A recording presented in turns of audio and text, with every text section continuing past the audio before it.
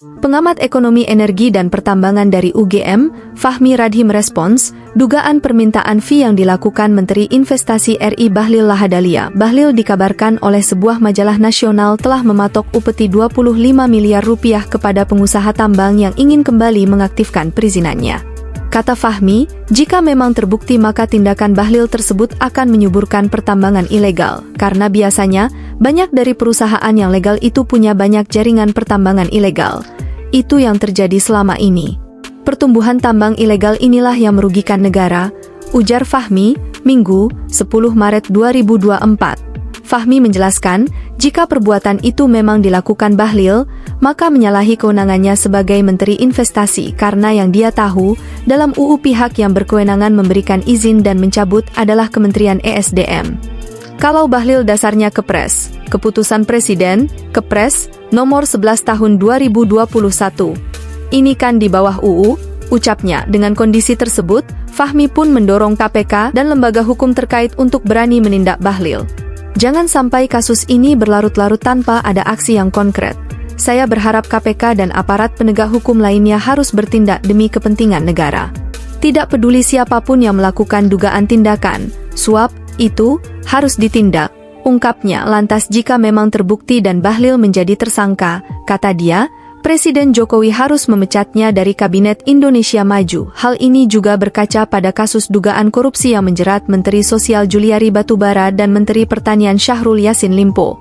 Berkaca dari kasus SYL dan menteri lainnya, jika KPK punya alat bukti yang cukup dan jadi tersangka, dia harus dipecat dari menteri, ucap Fahmi. Penegakan hukum ini penting, apalagi menurut Fahmi, masa pemerintahan Presiden Jokowi segera berakhir, agar tidak meninggalkan presiden buruk. Di sisi lain, DPR juga harus memberikan tekanan agar KPK bertindak, tanpa harus menunggu Jokowi, pungkasnya. Anggota Komisi 7 DPR RI dari fraksi Partai Keadilan Sejahtera, PKS, Mulyanto mendorong KPK memeriksa Bahlil. Dalam keterangan resminya, Mulyanto menyebut Bahlil diduga menyalahgunakan wewenangnya sebagai Kepala Satuan Tugas Penataan Penggunaan Lahan dan Penataan Investasi. Ia diduga mencabut dan menerbitkan kembali izin usaha pertambangan, IUP, dan hak guna usaha, HGU, perkebunan kelapa sawit dengan imbalan miliaran rupiah maupun penyertaan saham di tiap-tiap perusahaan. Karena itu, Mulyanto meminta KPK memeriksa Bahlil.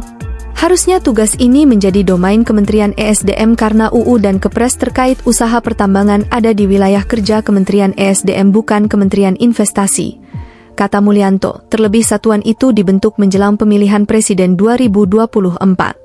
Pihaknya curiga Satgas itu dibentuk sebagai usaha untuk legalisasi pencarian dana pemilu. Terlepas dari urusan politik, saya melihat keberadaan Satgas ini akan merusak ekosistem pertambangan nasional. Pemerintah terkesan semena-mena dalam memberikan wewenang ke lembaga tertentu, tutur Mulyanto. Telah menghubungi Bahlil untuk meminta tanggapan terkait persoalan IUP HGU itu. Namun, hingga berita ini ditulis Bahlil beku merespons.